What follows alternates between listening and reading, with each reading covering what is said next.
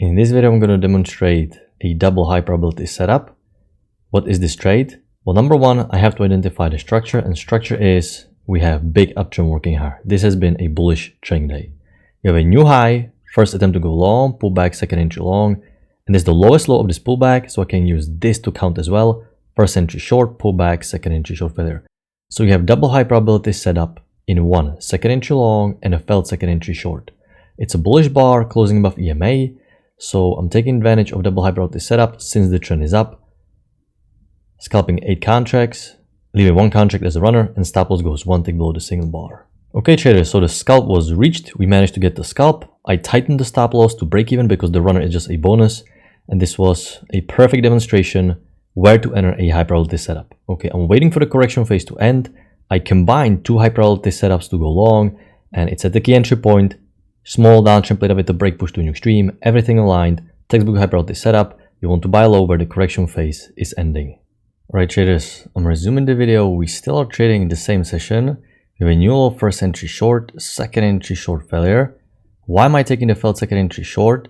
It's because the big uptrend, as we talked about this trade right here, now has a break, and I expect new high to be tested following the trend line rule. In fact, I took an engulfing entry, which means I saw the market trading down and reverse all the way back up, strongly indicating strong momentum. So I waited for this bar to break these highs, drop my limit order. It's a failed second entry short. During failures, you can consider engulfing entry, especially when the context is this clear. I am going to risk engulfing entry. It's a bit risky, but downtrend played out, 2 legs down, push above EMA indicating resumption. But you can also enter waiting for break above this normal signal bar, dropping the limit order, and expecting price action to do its thing.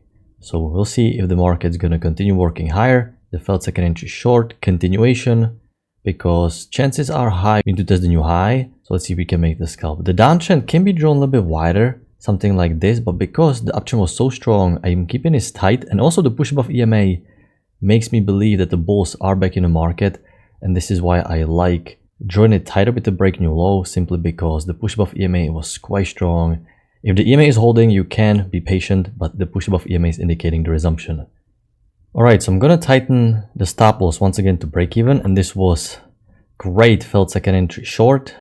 So I'm going to mark a failed second entry short, and this is how I'm using price action rules. Great trading day. It started very slow. I didn't take any setups here. There was a decent failed second entry short, but then I waited. And trading is about also knowing where you have to be patient. Okay, as a trader, you don't have to trade the whole day. You don't have to trade every single time. You're not looking for trade on every single candle. The goal of using price action rules, they will give you an edge and they will put odds on your side, is waiting for everything to align. And context is clear, it's bullish. So I'm only waiting for correction phase to finish and using the counting technique. Here we had double high probability setup, downtrend played out, and now I have failed second entry short continuation because we need new high. So great 2 high probability setups, and runner is basically just a bonus. We need new high, so hopefully we can get lucky this time.